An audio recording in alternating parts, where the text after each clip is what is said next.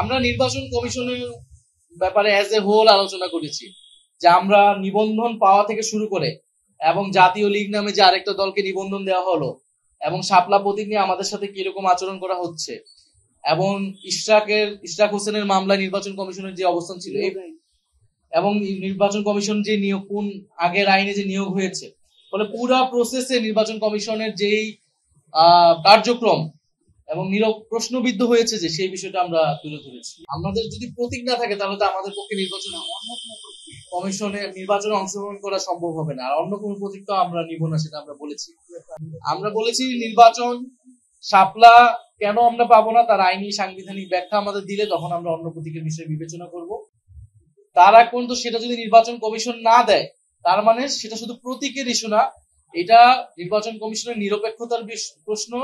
নির্বাচন কমিশন ন্যায় বিচার করছে কিনা একটা দলের সাথে সেটার প্রশ্ন।